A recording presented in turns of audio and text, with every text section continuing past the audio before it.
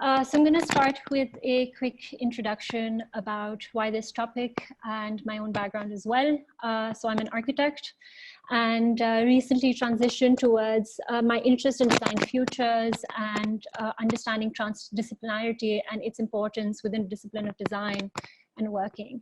So today's talk, I'm going to take you guys through my own journey of how I transitioned from my own practice into understanding the role of design futures and why it's so important in whether it's academia or practice. So just my own background, I practiced as an architect for around 4 to 5 years before I moved on to now I'm teaching full-time at Habib as an associate where I'm doing research work and I'm also teaching. I'm gonna quickly move through and start the presentation now. So when you talk about transdisciplinarity and you talk about design futures, there are a lot of, there's a particular research approach that is used in design today, which a lot of words which are interchangeable, whether it's called design futures, design for debate, critical design, adversarial design, speculative design, design fictions.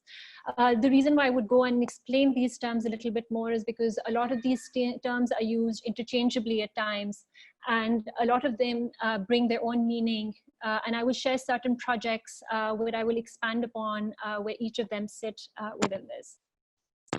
So to understand where all of these terms sit and how do they relate to each other, and there's a huge interest in design thinking, a lot in the design community right now.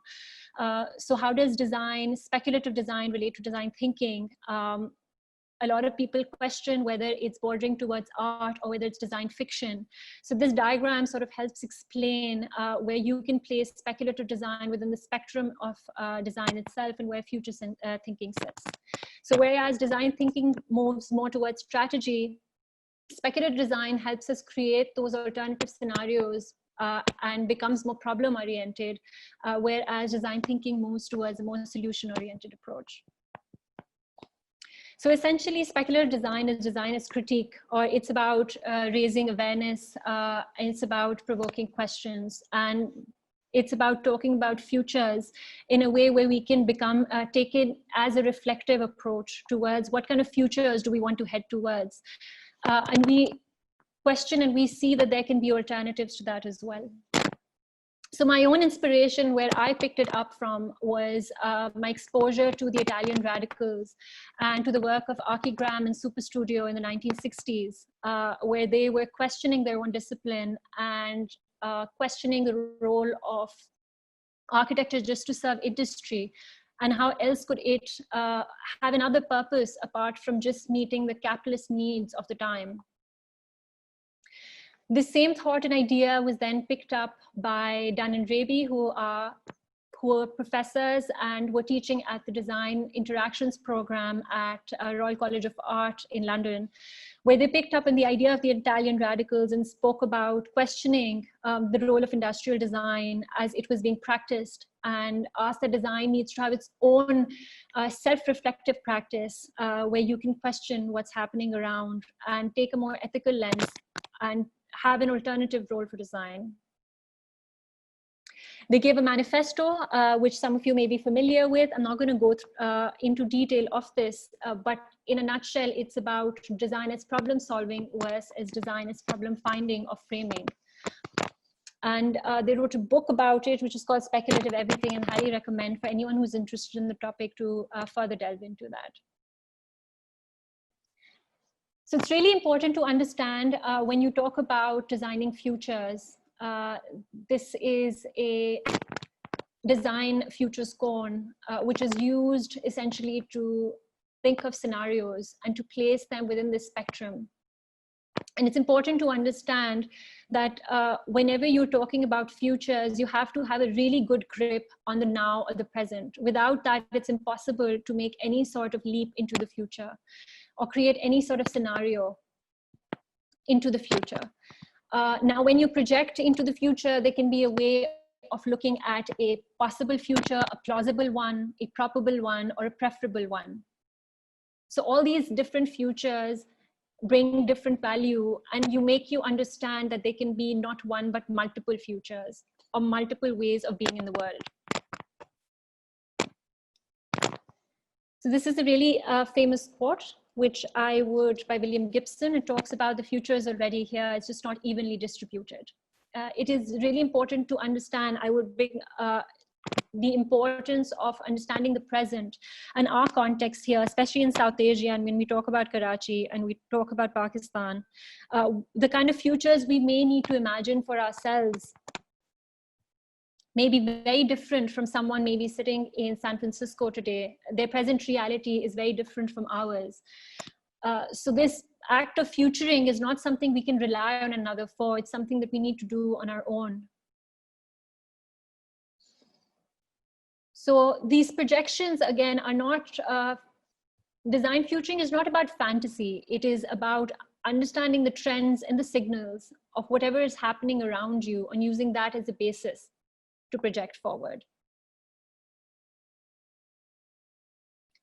So they're based on probable drivers and trends, and that helps us reach the plausible scenarios. I'm going to talk a little bit more about scenario planning, to which we can turn towards science fiction. Some of you may have seen this movie, 2001: Space Odyssey. It can serve as an example for us to understand how when you think of science fiction and world building, if there are any students here, these are great examples to study and look at as to what it means when you think of a world and when you imagine a world or a scenario in which you have to place a certain object which belongs to that world. And it helps you imagine what inhabiting that world would feel like, and whether you want to choose that or not, whether you want to accept it or you want to reject it. And hence you engage in this active speculation of futuring. So you can make a conscious decision about the kind of future you want to have. I'm now going to share some very, very quick examples of projects that have inspired me, and then I will move on to sharing some of my own work as well. This is work by Dunn and Raby, which was done in 2007, and they were bringing attention to things we have in our homes right now, which are Alexa, which may be Alexa or Siri, and they were talking about sentient robots and the idea of we may be familiar with an image like this when we think of robots as something that is artificial, but now with technology progressing, we may not even be familiar, or we may not even know what are the sentient objects that we surround ourselves with. So again, this is before these things became common practice or became common for everyone at their own homes. This is another project which talks about an overpopulated planet, another one by Dunn and Raby. And they talk about our behaviors and our interactions with the consumption patterns around food and food consumption in the future. So what if there's overpopulation, and what if there's shortage of food and there's food scarcity? Would our way we digest, inhale and the way we would consume food change? Would we have new behaviors that will emerge in the future, and how do we plan for it? What kind of objects would exist which may help us in the digestive process? What if there's scarcity of food? So this was one project in which they were questioning our relationship with that. Another really interesting firm that engages in the practice of speculative design is Near Future Laboratory. And they worked with IKEA on this. And they produced a catalog from the future for IKEA. So what kind of products will IKEA keep in their stores in the future? And how might their consumers react to that? So by actually creating this catalog, they're able to gauge what kind of products people are interested in or not. So again, you can see that speculative design doesn't restrict itself to any one format. The outcome can be in the form of a catalog, it can be in the form of a product, it can also be in the form of an experience. So this is another project which is called Smog Tasting. And it is again an urban project which talks about bringing attention to the degree of air pollution in a city or smog. And it does so by creating a food experience around it. And it talks about how a radical idea as it may seem, but if you can actually taste smog and you could involve government agencies or other citizens and make them understand how important this issue is, and use this idea to bring attention and spur debate around this topic. So this was, again, they created Air from the Future. They created a projection around what the quality of air would be into the future and created a whole experience to engage people in that discussion. Again, these ideas could be manifested spatially as well. This is an example by Superflux, which is called Mitigation of Shock. This is a whole apartment created in the future, 2053, where there's climate change and there's shortage of food, where people are growing their own food. So this immersive experience was designed for people to feel what it would be like to face the realities of climate change into the future. Now we'll move on to certain projects that I have worked on, and all the projects that I will be sharing on are collaborative projects that I have worked on with other professionals, either experts or from my own discipline. So this was a project done for an urban space and reimagining urban space, and it was done with collaboration between architects, urban designers, and we had expert biologists and a confectioner on board for this. So the idea behind this project was the problem at hand was to reimagine and to think of urban public space and to resolve the quality of air underground. And this whole problem was looked at holistically, and it was speculated if a bacteria and algae could be used, which produces oxygen and also becomes a way of becoming edible, and it could be grown in these urban spaces to produce food, resolve the issue of food shortage, become a way of cleaning the air, and become edible in the end as well as a product. So this whole process of working with different experts, we were able to look at the whole problem holistically and in a transdisciplinary manner and come up with a solution where if it was worked on alone, just by a group of architects, the solution would have gone in a completely different direction. What if nutrition could be personalized for you? This is another speculative project which talks about a future in which our nutritional needs are catered and personalized by different products that would be in our domestic space. I will share a little video now. I'm not sure if that, I hope it works well for you, and I'm going to talk about it meanwhile. So this was thought of as in 2053, where we could have some sort of a 3D printed option of having our own food personalized and produced for us, where our health could be monitored and our food could be produced based on our specific nutritional needs.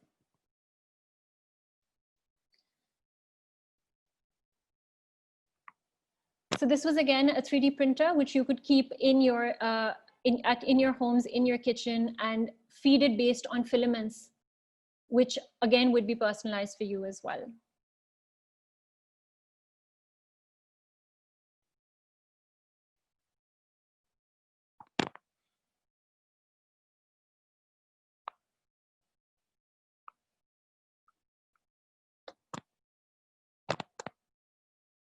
So this is again something that tackled the issue of food production and scarcity of land, water, and energy maybe into the future.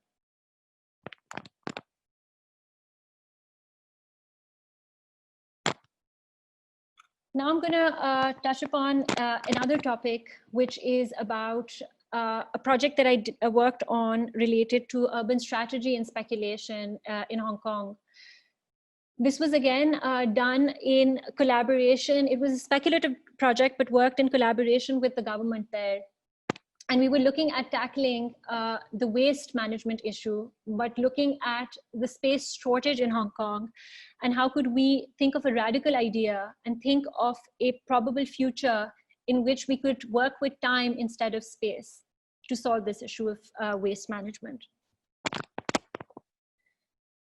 So this was a vision of creating some sort of a float lab, which would be a massive mobile structure, which could be an intelligent structure on its own, but becomes a way of dealing with the waste issue of processing waste while it floated around the island of Hong Kong. So what we worked on, this was looking at the scale of the cargo and trying to see if that could be inhabited and turned into a way where waste could be processed and turned into something as a resource without occupying space on land. And these could be floating structures which would resolve the issue of space occupancy within Hong Kong and become a way, as the waste moved towards other cities, it could be processed and it could save them both money and time. So Hong Kong is a place that has run out of landfill space and is a huge issue of how to, with waste piling up on their shores, they don't know how to resolve this issue anymore. And this was again thought of as further in 2040 or 2050, this is something they could look into doing.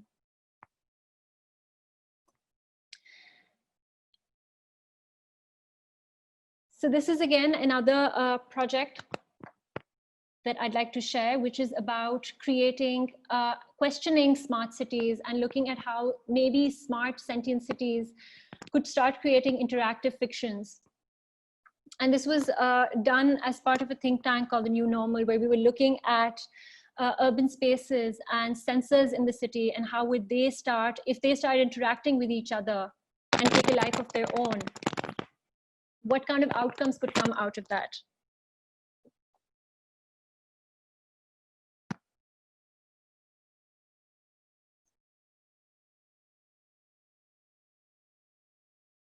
So the idea of this project was that the whole thing was designed around designing a strategy or a framework or a system which works around creating interactive fictions, which works with sensors in the city.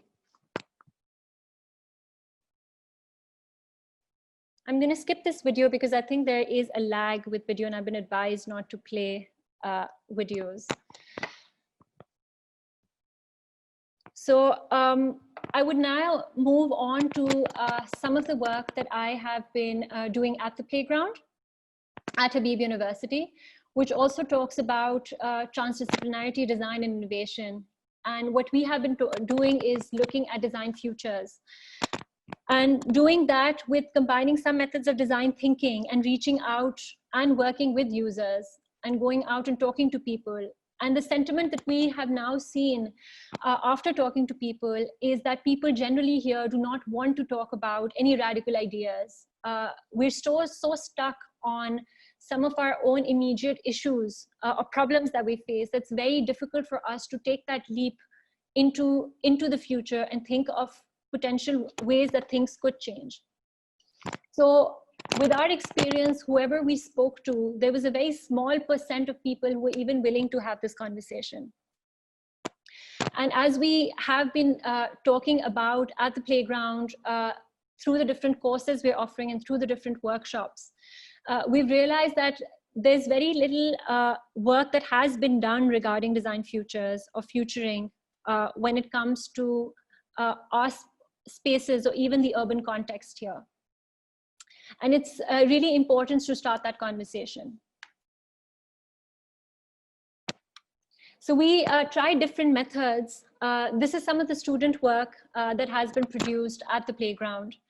And what they have done is they have reached out to the people and tried different activities with them, whether it was card sorting, showing them visuals, and working with a site in this scenario. They worked with Empress Market and they looked at all the different alternative futures that could be seen in 2050 at Empress Market. They designed objects, they designed audio tours. I'm not going to go in depth into their work at the moment, but they looked at if the government vision at Empress Market is realized, what kind of implications could there be, or if there could be other alternatives.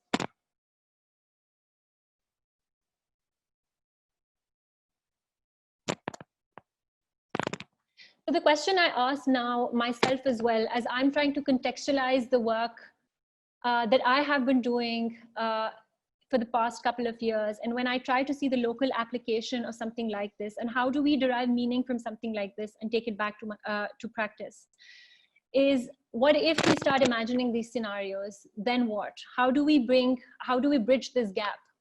Should we focus more on meeting the current needs with design, or should we focus more on imagining alternative futures? That is the question I want to leave you guys with as well.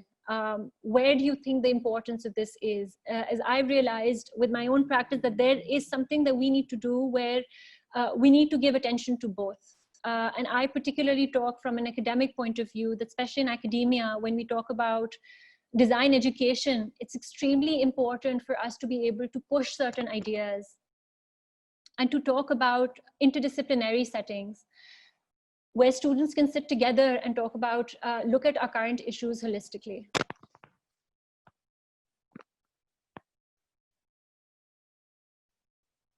I'd like to just end with this quote and then hand over to you.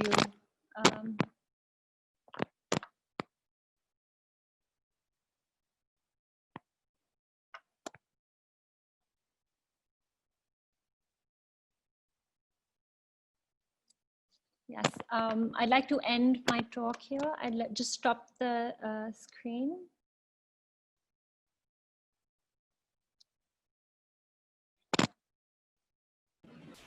Thank you. Thank you very much for a very, very interesting talk. We do have some questions from the audience. And the first question is that how does one start learning and applying design futures in technology space? So can you tell me who this question is from? Is this a student? Is it? It's for Uzair. Yeah. All right. So I would say that there are a lot of, if someone wants to learn more about it, there are a lot of like short-term courses that you can do, which gives you some basic tools that you can apply, but it really depends on which setting you want to take it to. And you'll have to adapt it to your particular, wherever your company sits and where you can fit it in there. So it has to be personalized after that. And it'll take some time for you to be able to personalize it to your setting or your company. Because in an academic setting, it's completely different. And when you take it to an organizational level or a corporation, it becomes very different, because then it's also you dealing with clients, right? Who are you doing this futuring for? Is it for yourself? Are you doing it for a client? So it really depends on what the intent behind it is, the exercise of futuring. Excellent. We'll ask a couple of more questions. One is from Rafia, and she says that she sees the future as portable and convertible spaces. Keeping COVID in mind, what do you suggest should be the way to go explore materials for the future in Pakistan? Explore materials? Yeah. All right. So again, I would say that with the COVID scenario, what we have tried to see is that, if you see a lot of architects are not working currently, what you realize is we place a lot of importance on brick and mortar, right? When architects sit and they think of any problem, they think of brick and mortar and they think of a build structure. And what we've realized right now is there is a lot of stuff that can happen virtually. And I think architects also need to shift their mindset about how they approach design problems. And this is a very good scenario for us to realize that. What is the importance of certain spaces? I think this is making us question certain programs, certain build structures. What is the need of that? Do they need to be rethought of it all over again? And that is something that is a lesson, I think, or a point of reflection for a lot of architects, including myself. Thank you. Very quick question. What is your favorite sci-fi movie of all the time? I think I love Blade Runner. For me, it's always been a top favorite. Yes. That's one last question. And I think that's also very close to the question I wanted to ask, that which I think Abdullah asked. Are there any theoretical principles behind all this speculative design and this exploration, or is just all completely sci-fi and imagination? Is there any framework behind it, or is just completely sci-fi and imagination? You wake up in the morning and get some plans and you start doing it? Okay. Again, I would go back to something I mentioned in my talk as well. So speculative design is a way, it's not design fiction, it's not fantasy. It's really important that it's grounded in rigorous research. What we're living right now in our present times should make us realize that even if something seems absurd or very out there, it could be a reality tomorrow, right? So any projection that you make or any alternative future that you think of is always grounded with research, with facts, which we call it signals. So yes, there is a method. You always start by signals and collecting signals in the form of whether it's current research that's happening, where does it lie in terms of technology, what is happening in the world politically, what do you see the current trends, and then you extrapolate from them. You exaggerate a bit, you put it out there, and you blow it up a little bit, but it's still grounded in something. It doesn't start from a dream, and it shouldn't.